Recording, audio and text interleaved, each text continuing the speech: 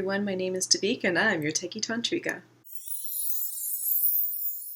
Hi everyone, I hope you're having an amazing week this week, and I just wanted to give a special shout out to all my new FetLife friends. Yay! I've just been getting a lot of really great, wonderful responses through FetLife recently about this channel, and you guys, I just wanted to say thank you for giving me your feedback. This week I want to actually bridge upon another video that I had created a few weeks ago called "The War on Sex is a War on Ourselves."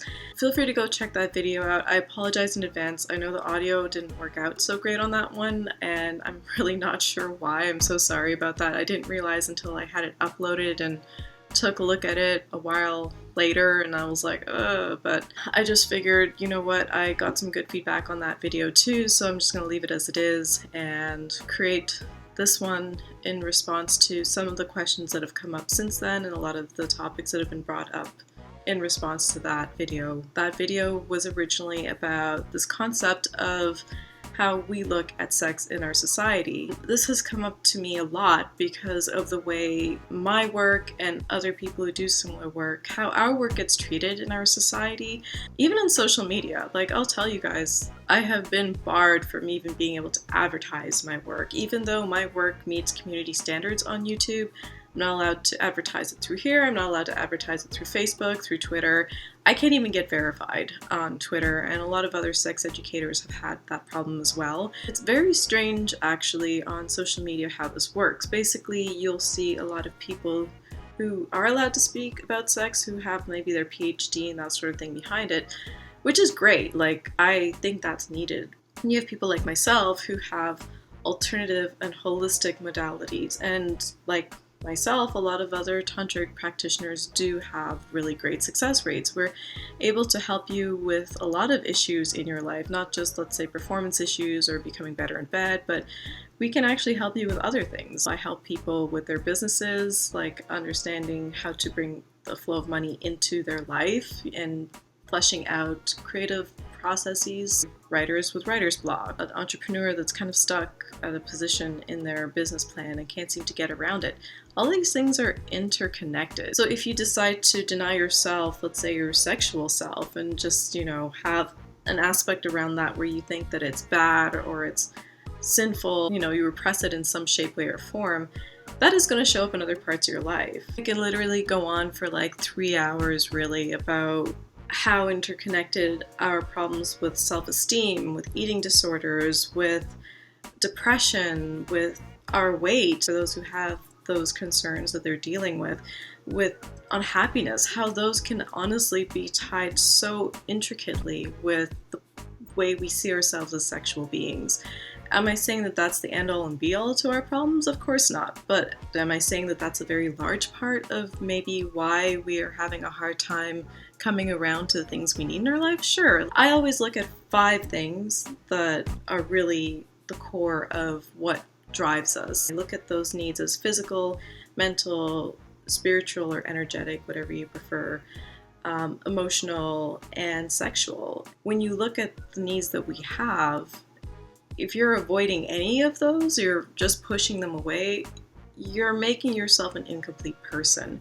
You're basically saying to yourself that I'm not good enough to bring the joy of that part of myself into my life. And is that a real thing that we want to be saying to ourselves? A lot of people that I find do repress their sexual selves and deny themselves the pleasures that come with life. So that's, sexuality, but even just enjoying the simple things in life, like just, let's say, enjoying a fruit salad or a walk or seeing the sunset, things like this. I find these people tend to have a very unhappy look at life. It's like something is missing all the time for them and they can't figure out what it is. And a lot of the times they'll blame external influences. They'll blame other people for why they're unhappy. They'll blame their current situation for why they're unhappy, but yet they're not taking steps to understand what makes them happy. They can't seem to figure out for themselves why they're so unhappy. I understand that sexuality is a very potent, strong part of who we are as people, and this is why it does get handled very carefully. At the same time, if we are afraid of our own power, what exactly are we saying to ourselves? In Tantra, we look at how responsible one person needs to be when they take on something as powerful as intimacy. Once again, I brought this up in my last video about this. There is a middle path. You don't have to be completely against sexuality, and you don't have to be out there just being with anybody, which for some reason is the immediate swing people think of when they think of being sexually liberated. Like, with great power comes great responsibility, and I think the more open we are as a society about sex, we would also be more responsible too, and understand that we at least need to vet who we are with better to respect ourselves and ensure that we have good quality experiences, because you're not going to have a good quality sexual experience with somebody who doesn't care about your needs, or who doesn't really care about their own needs for that matter, or even understand their own needs. So this is one of the biggest reasons also that I bring up the need for sex education. I think we'll always need it as adults, especially in our society now, because we weren't given a proper sex education growing up. We just weren't. Unless you were one of those lucky people who had a very well-versed family that was comfortable about having open discussions and letting you know that it's okay to be a sexual being, and had a talk with you about the power of your own sexuality and intimacy abilities. You know, a lot of us just didn't have that, so why not need that now? Why not look for that now? I do encourage people to continue seeking the information that they're looking for. Really go out there and find out the information you need to prevent STDs and STIs. Go there and find out ways on how to be more comfortable with yourself. Look for ways that your sexual energy will help enhance your life. I know this is a lot to pack into a very short video, but if there's anything you take away from this, just please understand that there's a lot we have to work against here with the way things are right now, with regards to how society views sex and intimacy.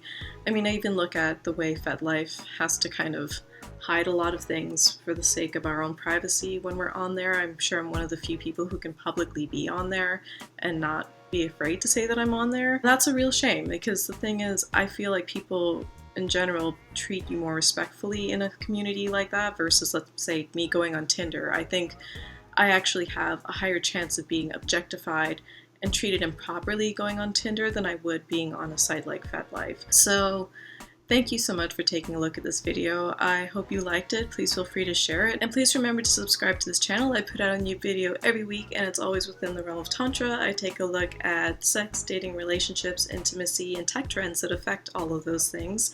And I also take a look at art, because creative energy and sexual energy are actually one and the same, and I like to really take a look at that beautiful connection. So until next week, everybody, thank you so much and take care.